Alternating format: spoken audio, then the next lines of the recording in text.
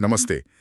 तो आज हम सोमवार 21 जुलाई के बाजार के लिए जो भी जानकारी है उस पर एक नजर डाल रहे हैं। हाँ बिल्कुल, हमारे पास काफ़ी कुछ है देखने को। बड़ी कंपनियों के नतीजे हैं, जैसे Reliance, HDFC bank, ICICI bank. और वो वैश्विक संकेत भी हैं, है ना, अमेरिका से टैरिफ वाली बात। हाँ वो भी है। तो आज कोशिश यही है कि इन सब टुकड़ों को जोड़ के देखें कि सोमवार को मार्केट का मिजाज कैसा रह सकता है। सही। तो कहाँ से शुरू करें? मेरे ख्याल से रिलायंस से करते हैं। उनके नतीजे तो मतलब काफी धमाकेदार लग रहे हैं। 76% प्रॉफिट ग्रोथ। हाँ बिल्कुल, ये आंकड़ा बहुत बहुत स्ट्रांग है और इससे, जैसा आपने कहा, एक अच्छी गैप अप ओपनिंग की उम्मीद तो बनी रही है सोमवार को। रिलायंस का जो वजन है इंडेक्स में, वो शुरुआती मूड सेट कर सकता है। अच्छा, तो रिलायंस से तो पॉजिटिव संकेत मिल रहे हैं, लेकिन फिर आते हैं बैंकों पर। एचडीएफसी बैंक का क्या सीन है? सुना है मुनाफा तो बड़ा है, बोनस डिविडेंड भी है। हाँ, मुनाफा बड़ा है और शेयर होल्डर्स के लिए अच्छी खबर है, बोनस और डिविडेंड दोनों। लेकिन इसमें एक पेंच है, वो है नेट इंटरेस्ट मार्जिन, मतलब निम। अच्छा, निम में क्या हुआ? निम में थोड़ी गिरावट आई है और ये जरूरी बात है क्योंकि निम बैंक की जो कोर कमाई है ब्याज से, उसकी सेहत दिखाता है। तो अगर वो थोड़ा कम हो रहा है तो मतलब मुनाफे की क्वालिटी पर एक सवाल सा उठता है। ये तो ध्यान देने वाली बात हुई। तो एचडीएफसी का मामला थोड़ा मिला जुला सा है। अच्छा, और आईसीआईसीआई बैंक, उनके नतीजे कैसे रहे? आईसीआईसीआई बैंक के नतीजे थोड़े ज्यादा सीधे हैं। मुनाफे में करीब 15% की बढ़त, ये ठीक है।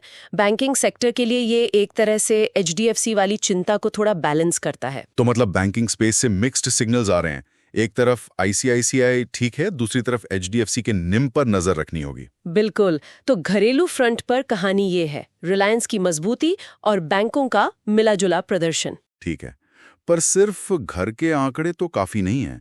वो जो बाहर की खबरें हैं, अमेरिका वाली टैरिफ की धमकियां, उनका क्या असर हो सकता है? हाँ, वो एक बड़ा फैक्टर है। ट्रम्प की तरफ से जो नए टैरिफ की बात आई है, उससे वो ट्रेड वॉर का डर फिर से थोड़ा बढ़ गया है। सुबह हमने देखा भी, एशियाई बाजारों में थोड़ी नरमी थी इसी वजह से। तो क्या ये डर हमारे बाजार पर भी हावी हो सकता है?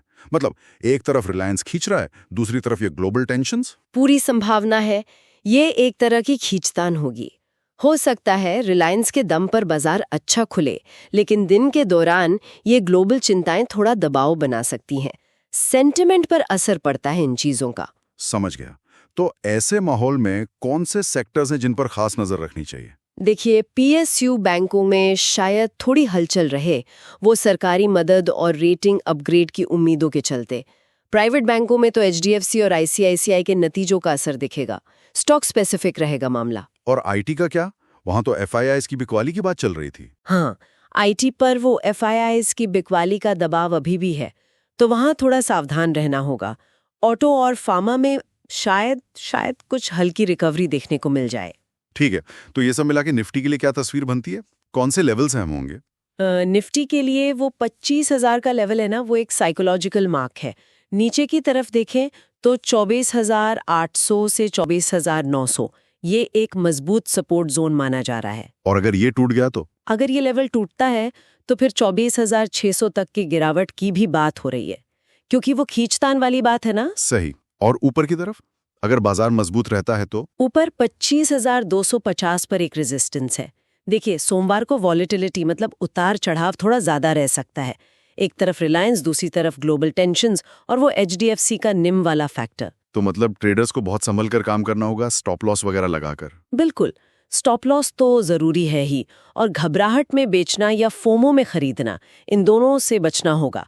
थोड़ा मार्केट को सेटल होने दे, फिर कोई पोजीशन ले। तो कुल मिला के सोमवार को कॉर्पोरेट नतीजों, खासकर रिलायंस और बैंकों, और ग्लोबल व्यापार तनाव के बीच बाजार अपना रास्ता ढूंढेगा। हाँ बिल्कुल, तेजी और मंदी दोनों के लिए तैयार रहना होगा। फोकस रिलायंस और बैंकिंग पर तो रहेगा ही, साथ में ग्लोबल न्यूज पर भी नजर रखनी पड़ेगी। सही। और इन सब रोज की खबरों से हटकर अगर सोचें तो क्या ये बदलते हुए ग्लोबल ट्रेड समीकरण लंबी अवधि में हमारी इन्वेस्टमेंट स्ट्रैटेजी को भी बदल सकते हैं? ये बहुत अच्छा सवाल है। बिल्कुल, ये सोचना जरूरी है कि ये जो ग्लोबल लेवल पर बदलाव आ रहे हैं, इनका लॉन्ग टर्म असर हमारी निवेश योजनाओं पर कैसे पड़ेगा। ये एक अलग और गहरी चर्चा का विषय है।